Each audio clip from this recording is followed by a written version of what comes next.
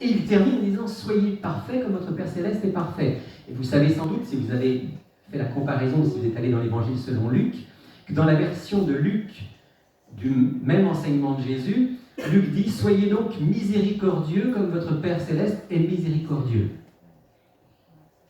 Donc la perfection dont Jésus parle là, c'est d'abord et avant tout une perfection dans l'amour. C'est le fait d'aimer sans limite, comme Dieu aime sans limite. Il est très important de se souvenir de ça, parce que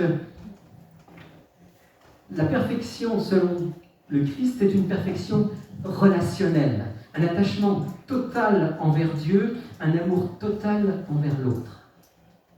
C'est ça que le Christ veut réaliser dans nos vies. On ne peut pas être parfait en étant replié sur nous-mêmes. On ne peut pas être parfait en étant dur envers les autres. Et je dis ça parce qu'il m'est arrivé souvent, trop souvent malheureusement, de rencontrer des chrétiens, et même des chrétiens adventistes, qui recherchaient vraiment la perfection, qui cherchaient vraiment la sainteté, et puis qui enseignaient beaucoup la sanctification, la transformation du caractère, et le fait que Dieu nous donnait la victoire sur le péché, toutes des choses qui sont justes en elles-mêmes.